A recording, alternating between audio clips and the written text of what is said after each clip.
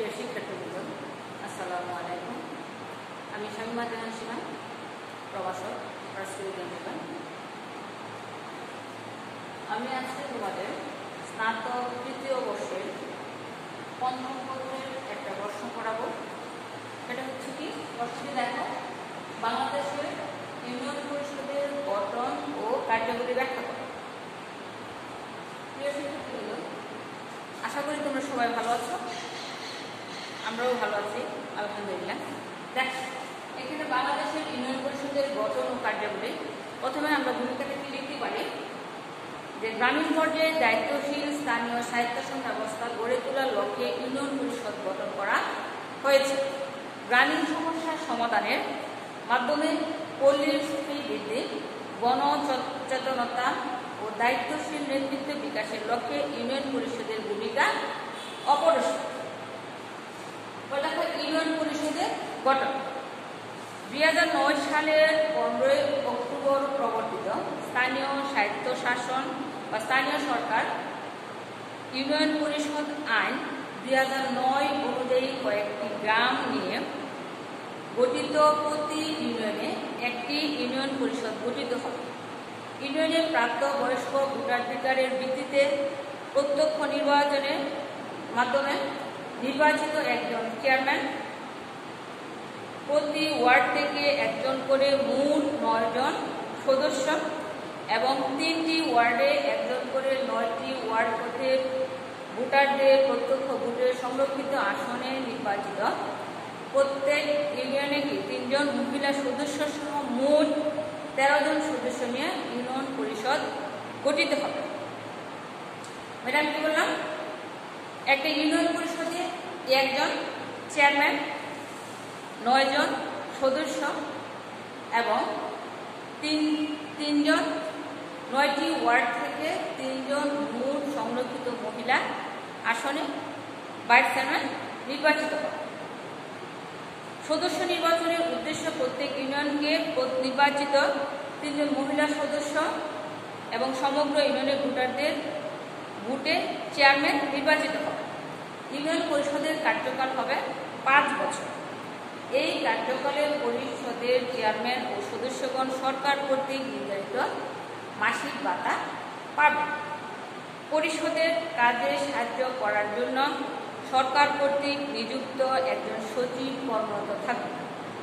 তাছাড়া শান্তি শৃঙ্খলা রক্ষার জন্য প্রয়োজনীয় সংখ্যক গ্রামীণ পুলিশ ইউনিয়ন পরিষদের কাজে সাহায্য করবে। প্রিয় শিক্ষার্থীবৃন্দ, এ হচ্ছে আমাদের ইউনিয়ন পরিষদের গঠন। ম্যাডাম কি বললাম, একটা ইউনিয়ন পরিষদে মোট সদস্য সংখ্যা থাকবে 13 জন। তার মধ্যে একজন চেয়ারম্যান, 9 জন 9টি ওয়ার্ড থেকে 9 জন সদস্য মানে মেম্বার, আর 9টি ওয়ার্ড থেকে প্রতি 3টি ওয়ার্ড থেকে একজন করে মহিলা ভাইস চেয়ারম্যান নির্বাচিত হবে। এটি মহিলা সদস্য নির্বাচিত হবেন। আর এই নির্বাচনে কি মূল সদস্য সংখ্যা হবে 13 জন। ইউনিয়ন পরিষদে একজন সচিব কর্মরত থাকবেন এবং গ্রামীণ সমষ্টির শান্তি শৃঙ্খলা রক্ষার জন্য গ্রামীণ পুলিশ ইউনিয়ন পরিষদে কি সাহায্য করার জন্য প্রয়োজনীয় সংখ্যক গ্রামীণ পুলিশ থাকবে। পরে দেখো ইউনিয়ন পরিষদে কতগুলি কার্যাবলী। একটা ইউনিয়ন পরিষদের প্রথম কাজ হচ্ছে কি জনকল্যাণমূলক কাজ। বাংলাদেশে দেখো ইউনিয়ন পরিষদ ও গ্রামীণ স্বায়ত্তশাসন প্রতিষ্ঠান থাকবে এবং কি সরকারি এজেন্সি মোতাবেক সেগুলি কাজ করবে। এখানে প্রথমটা হচ্ছে কি আমার জনকল্যাণমূলক কাজ। ইউনিয়ন পরিষদের মূল কাজই হচ্ছে ইউনিয়নের সার্বিক উন্নয়ন করা। ইউনিয়ন পরিষদ জনগণের কি জনকল্যাণের জন্য কি করবেন, রাস্তাঘাট সংরক্ষণ ও আলোর ব্যবস্থা, খেলার মাঠ, উদ্যান, গুরুস্থান এবং শ্মশান নির্মাণ ও সাধারণ সম্পত্তি তত্ত্বাবধান, বিশুদ্ধ পানি সরবরাহের জন্য নলকূপ, কূপ, পুকুর, ট্যাঙ্ক খনন ও সংরক্ষণ, জন্ম মৃত্যু রেজিস্ট্রেশনকরণ, বন্যা, ভূমিকম্প, ঘূর্ণিঝড় প্রভৃতি প্রাকৃতিক দুর্যোগের মোকাবেলা এতিম ও দুস্থ বিধবাদের সাহায্য প্রদান, এতিমখানা পরিচালনা এবং অন্যান্য বহুবিধ সেবা ও কল্যাণমূলক কার্যক্রম সম্পাদন করে থাকেন। একজন ইউনিয়ন পরিষদের প্রথম কাজ হচ্ছে কি জনকল্যাণমূলক কাজ, যেটা জনগণের সার্বিক কল্যাণে কাজ করে থাকে। ওরা দেখো কি উন্নয়নমূলক কাজ। উন্নয়নমূলক কাজ হচ্ছে ইউনিয়ন পরিষদের মূল কাজ হচ্ছে ইউনিয়নের সার্বিক উন্নয়ন করা। কিরকম? এই উন্নয়নের কর্মকাণ্ডে অংশ হিসেবে ইউনিয়ন পরিষদ কি করে গ্রামীণ অবকাঠামো, রাস্তাঘাট নির্মাণ, মেরামত ও রাস্তাঘাটে উভয় পার্শ্বে মুক্ত স্থানে বৃক্ষরোপণ ও সংরক্ষণ, গ্রামীণ শিল্পের প্রসার করা, বনজ সম্পদ সংরক্ষণ ও পশুপালন কেন্দ্র প্রতিষ্ঠা করা। তাছাড়াও কি করে বন্যা নিয়ন্ত্রণ খাত, কালভার্ট নির্মাণ ও সেচের ব্যবস্থা করে দেয়। পরে দেখো শান্তি রক্ষামূলক কাজ। ইউনিয়ন পরিষদের কাজ হচ্ছে কি ইউনিয়নের জনগণের শান্তি কামনা করা। যেমন ধরো কিরকম ইউনিয়ন পরিষদের গ্রামে যেমন কি চোর ও ডাকাতের আক্রমণ ও শান্তি শৃঙ্খলা রক্ষা করার জন্য গ্রাম প্রতিরক্ষা বাহিনী, গ্রামীণ পুলিশ ও স্বেচ্ছাসেবক বাহিনী গঠন ও পরিচালনা করে থাকেন, যাতে করে কি গ্রামের ভিতরে কোনো রকমের দুর্ঘটনা না ঘটতে পারে, গ্রামের ভিতরে কি শান্তি শৃঙ্খলা বজায় থাকে, গ্রামের মানুষ শান্তি থাকতে পারে। এইগুলি কি দেখা ইউনিয়ন পরিষদের কাজ। পরে দেখো শিক্ষামূলক কাজ। শিক্ষামূলক কাজ ইউনিয়ন পরিষদের আরেকটি উন্নয়নমূলক কাজ। দেখো ইউনিয়ন পরিষদ কিছু কিছু শিক্ষামূলক কাজ করে থাকে।